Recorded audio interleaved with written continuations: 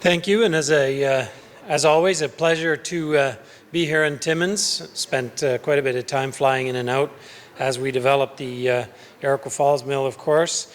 But first, a special note, as visitors to the area, the BMI group and the Red Rock Indian Band acknowledge that we are gathered here on the traditional lands of the Matagami First Nation, the Flying Post First Nation, and Matishuan First Nation. Thank you.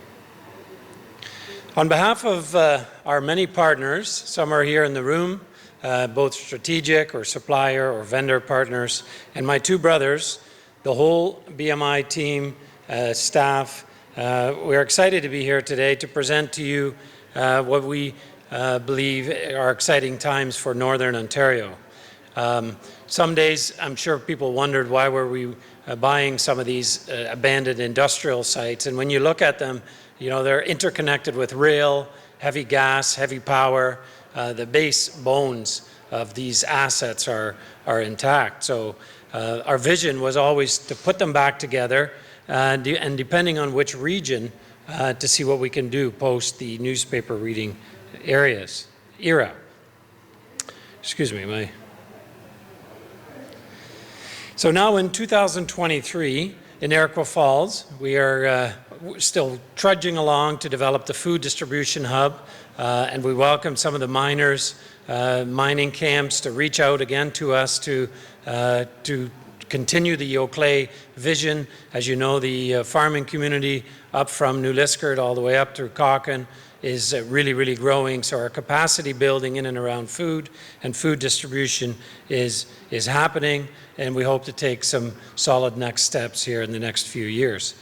These are not easy projects, and they do take some time, but as capacity grows in food building, we hope to see this through. The warehousing in Fort Frances is coming along. The buildings are cleaned up, and some of the buildings are now repurposed into training centers and one very large warehouse.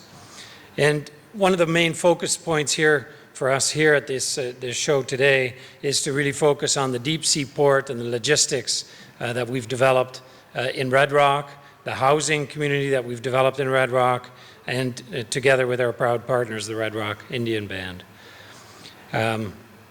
We're proud to be part of this capacity building.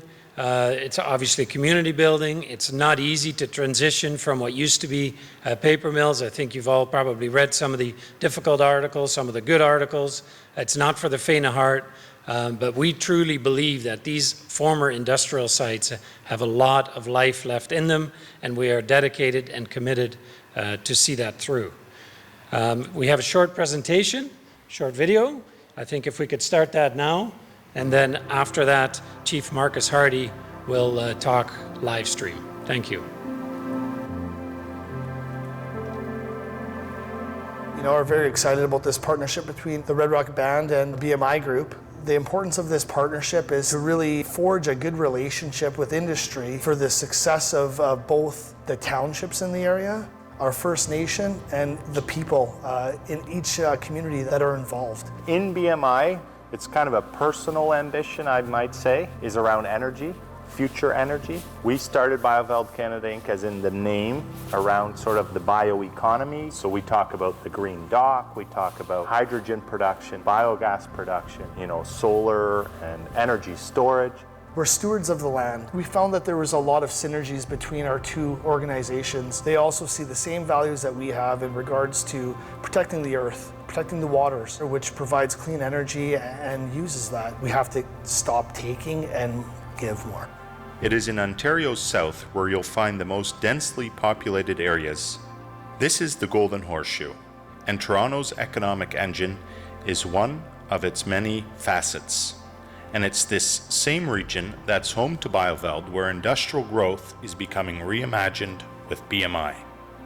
Welcome to the real GTA, the Greater Thorold area. We're glad to have you all here today. We're part of multiple sites that are sort of connected to this site. Hopefully be an anchor here for Niagara. It started in the Sioux, then we took on Iroquois, Red Rock, Fort Francis, and now Thorold. This is the beginning today. Hopefully in 10 years from now, you'll see all kinds of industries here, a great economic hub of lots of activity. Trade and commerce across Ontario once supported many great communities in the north. If we look at the decline of industries in this context and combine it with the BMI Group's knowledge of repurposing industrial real estate, then greater opportunities arise for multiple economic infrastructures.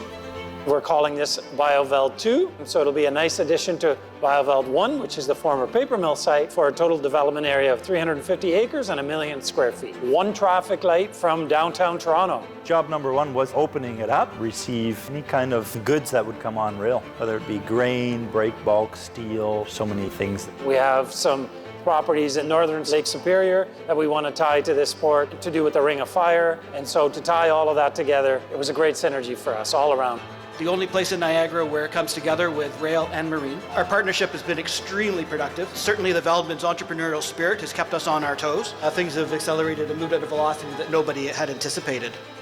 Now more than ever, the global demand for valuable raw materials are being sought after.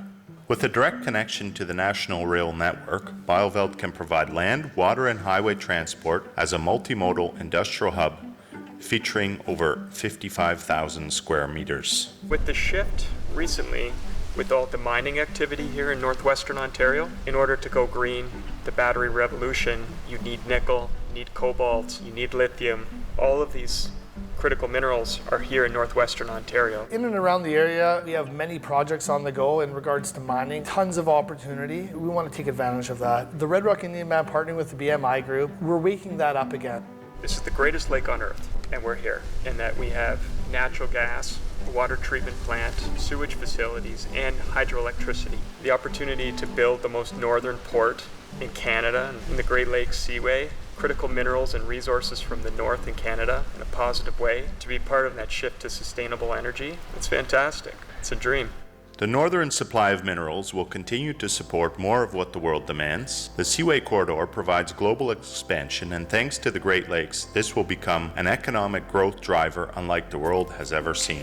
So one project that we're very excited about is reactivating the port here in Red Rock. Beneficial to both industry and us as First Nations. It'll bring jobs in the community, in the townships. Obviously truck, we have lots of access to great highways, rail, an important piece, and marine through our partnership with the Hamilton Oshawa Port Authority. We'd like to position ourselves as a critical mineral hub, as a port that can both bring these mining machines in and take those minerals out to the world. I'm excited about adding value to these mining projects in the area, enriching the lives of our First Nation and other communities involved, connecting our mineral-rich area in northwestern Ontario to the rest of the world. All of these components over the next 10 years, hopefully we can come back here and this place is a buzz. You can imagine that, 15, 20 years ago, there was 400 people working here, and just being able to contribute that back as a BMI group to create jobs and to do good. We have the opportunity to make history in a really positive way. We get to make a new community. We get to be creative. Let's make a positive difference. I believe in this partnership, believe in our synergies together, and I can't wait for what the future unfolds. So what does it mean to invest in better? For us, it means stepping into the future together with consideration for the past and respect for our land.